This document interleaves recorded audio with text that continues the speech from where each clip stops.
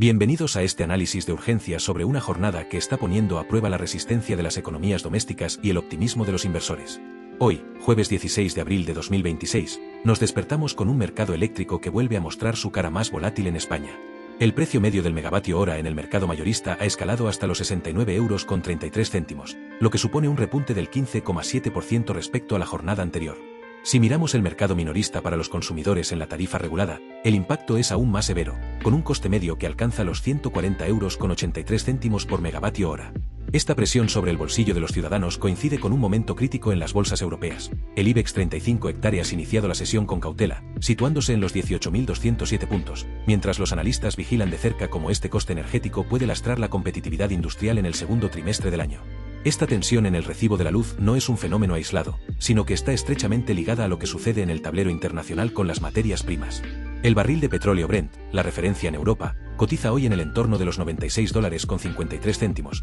consolidando una tendencia alcista que complica los esfuerzos de los bancos centrales por dar carpetazo definitivo a la inflación. Con un incremento del 1,68% solo en las últimas horas, el crudo está actuando como un ancla para los precios de producción. Según las últimas actualizaciones de organismos como el Fondo Monetario Internacional, aunque se espera que España mantenga un crecimiento del PIB del 2,3% para este 2026, superando la media de la eurozona, estas oscilaciones en los costes energéticos son el principal riesgo que podría obligar a revisar a la baja las previsiones de consumo interno para la segunda mitad del año. Por si fuera poco, el sector inmobiliario y las familias hipotecadas también reciben noticias que exigen máxima atención. El Euribor a un año, el indicador que marca el pulso de la mayoría de los préstamos en España, se sitúa hoy en una media provisional para abril del 2,78%. Aunque estamos lejos de los máximos de años anteriores, la realidad es que el indicador ha repuntado respecto al cierre de marzo, que fue del 2,56%. Este movimiento sugiere que el mercado financiero está asimilando que los tipos de interés no bajarán tan rápido como se preveía en enero. Con una inflación que lucha por estabilizarse cerca del objetivo del 2%, el panorama de hoy nos dibuja una economía española que crece con vigor, pero que camina por un pasillo estrecho flanqueado por la carestía de la energía y un dinero que se resiste a abaratarse. Este repunte en los costes de financiación y la energía está obligando a las instituciones a recalibrar sus brújulas para lo que queda de ejercicio. Mientras las familias ajustan sus presupuestos ante un Euribor que se resiste a caer por debajo de la barrera del 2,5%, el Gobierno y el Banco de España observan con lupa el comportamiento de la inflación subyacente. Los datos oficiales publicados esta mañana confirman que, aunque el índice general muestra cierta fatiga, la presión en los servicios y los alimentos procesados mantiene el IPC real en un entorno todavía incómodo. En este contexto, la OCDE ha actualizado sus proyecciones para España, destacando que el país podría liderar el crecimiento entre las grandes economías avanzadas con un avance del Producto Interior Bruto del 2,1%, una décima más que su previsión anterior, apoyándose en la robustez del mercado laboral y la llegada de los fondos europeos de última generación. Sin embargo, este optimismo macroeconómico contrasta con la realidad operativa de las empresas españolas, que hoy ven como la cotización del gas natural en el mercado TTF de referencia en Europa ha subido un 3,2%, situándose por encima de los 31 € el megavatio hora. Este incremento es el que está empujando al alza el precio de la luz que mencionábamos antes, creando un efecto dominó que encarece los procesos logísticos y de fabricación. El sector secundario, que representa una parte vital de nuestra estructura económica, está reportando una caída en los márgenes de beneficio debido a que no pueden trasladar íntegramente estos costes al consumidor final sin arriesgarse a un frenazo en las ventas. Es un equilibrio precario donde el dinamismo del sector servicios, impulsado por una campaña turística que ya calienta motores para el verano, está actuando como el principal motor que evita el estancamiento. La mirada de los analistas también está puesta en la reunión técnica que se celebra hoy en Bruselas, donde se discuten las nuevas reglas fiscales que marcarán el límite de gasto para 2027. Con una deuda pública que todavía se sitúa por encima del 105% del PIB, España se enfrenta al reto de reducir su déficit estructural sin ahogar el crecimiento que las previsiones oficiales prometen. La Comisión Europea ha advertido que, si bien el impulso del consumo privado es notable, la inversión empresarial sigue siendo el talón de Aquiles de la recuperación. Por ello, el comportamiento de la bolsa hoy no es solo una reacción a los precios del petróleo o al Euribor, sino una lectura atenta de si el capital privado está dispuesto a apostar por un escenario de tipos altos durante más tiempo del que los optimistas del mercado habían descontado inicialmente.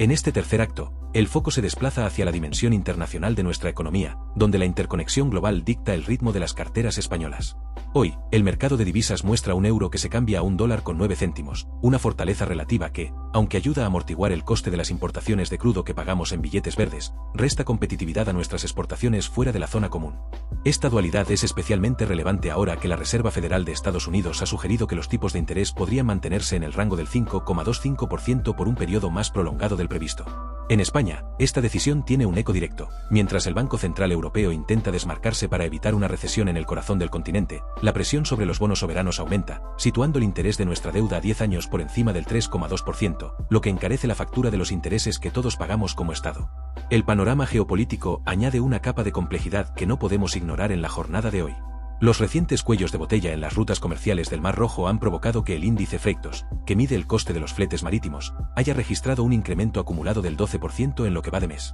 Para una economía como la nuestra, dependiente del suministro de componentes tecnológicos y bienes intermedios de Asia, esto se traduce en una amenaza latente de inflación importada que podría echar por tierra la previsión de bajar del 2,5% de IPC antes de que termine el año. Las cámaras de comercio ya advierten que el tiempo de entrega de mercancías se ha extendido en promedio 10 días, lo que obliga a las empresas a aumentar sus niveles de stock, por ende, a inmovilizar un capital que hoy, con el Euribor en el 2,78%, resulta significativamente más caro de financiar que hace apenas unos meses. A pesar de estas nubes en el horizonte, los datos de afiliación a la Seguridad Social que se han actualizado hoy ofrecen un contrapunto de esperanza. El sistema roza ya los 21,4 millones de trabajadores activos, una cifra récord que está permitiendo que los ingresos públicos por cotizaciones compensen en parte el incremento del gasto en pensiones, que este año se han revalorizado conforme al IPC. Según el Consejo de Economistas de España, este dinamismo del empleo es lo que está sosteniendo la demanda interna frente a la subida de los precios de la luz y el gas. Sin embargo, el gran interrogante que queda suspendido en el aire de este jueves es cuánto tiempo podrá el mercado laboral absorber los costes energéticos y financieros antes de que las empresas se vean obligadas a frenar las contrataciones para proteger su viabilidad económica. Llegamos al tramo final de este análisis con la mirada puesta en el futuro inmediato, donde la digitalización y la transición verde se perfilan como los únicos salvavidas frente a la volatilidad estructural. Hoy, el gobierno ha confirmado que la ejecución de los fondos Next Generation ha alcanzado una velocidad de crucero, con más de 35.000 millones de euros ya adjudicados a proyectos que buscan reducir nuestra dependencia de los combustibles fósiles. Esta es la clave para entender por qué, a pesar de que el barril de Brent roce hoy los $97 y el gas natural siga al alza, las previsiones a largo plazo de la Agencia Internacional de la Energía sugieren que España podría reducir su factura energética exterior en un 15% para finales de la década si mantiene el ritmo actual de instalación de renovables. Es una carrera de fondo donde la eficiencia ya no es una opción ética, sino una necesidad de supervivencia financiera. En el corto plazo, todas las miradas se dirigen a la próxima reunión del Banco Central Europeo. El consenso de los analistas de las grandes entidades financieras apunta a que, a menos que la inflación dé una tregua inesperada en el dato adelantado de mayo, los tipos de interés se mantendrán en el 4,5% actual durante el próximo trimestre.